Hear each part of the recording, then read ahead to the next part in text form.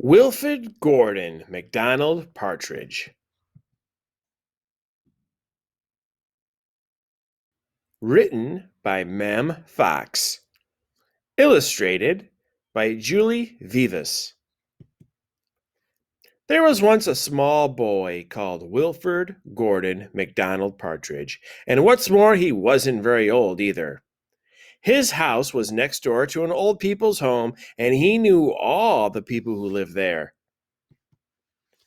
He liked Mrs. Jordan, who played the organ. He listened to Mr. Hosking, who told him scary stories.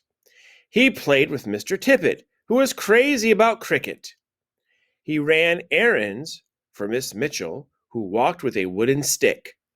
He admired Mr. Drysdale, who had a voice like a giant.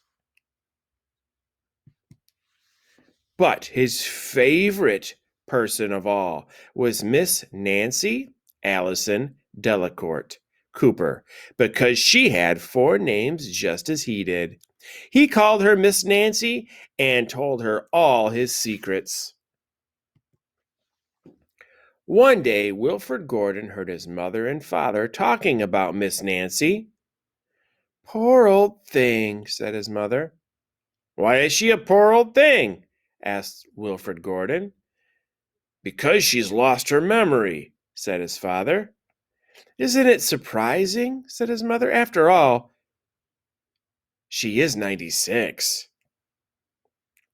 "What's a memory?" asked Wilfrid Gordon. He was always asking questions. "It is something you remember," said his father. But Wilfrid Gordon wanted to know more, so he called on Mrs. Jordan, who played the organ. "What's a memory?" he asked. "Something warm, my child, something warm." He called on Mr. Hosking, who told him scary stories. "What's a memory?" he asked. "Something from long ago, me lad, something from long ago." He called on Mr. Tippet, who was crazy about cricket. "What's a memory?" he asked. "Something that makes you cry, my boy, something that makes you cry." He called on Miss Mitchell, who walked with a wooden stick. "What's a memory?" he asked. "Something that makes you laugh, my darling, something that makes you laugh." He called on Mr. Drysdale, who had a voice like a giant. "What's a memory?" he asked. "Something as precious as gold, young man. Something as precious as gold." So Wilfrid Gordon went home again to look for memories for Miss Nancy because she had lost her own. He looked for the shoebox of shells he had found long ago last summer and put them gently in a basket. He found the puppet on strings, which always made everyone laugh, and he put that in the basket too. He remembered with sadness the medal which his grandfather had given him, and he placed it gently next to the shells.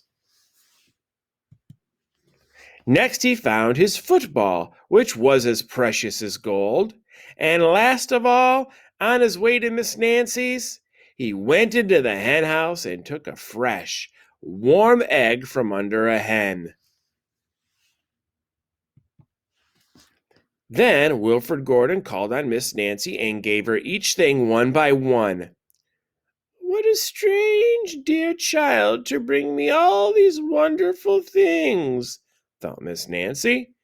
Then she started to remember. She held the warm egg and told Wilfrid Gordon about the tiny speckled blue eggs she had once found in a bird's nest in her aunt's garden. She put a shell to her ear and remembered going to the beach by tram long ago and how hot she had felt in her button-up boots. She touched the medal and talked sadly of the big brother she had loved, who had gone to the war and never returned.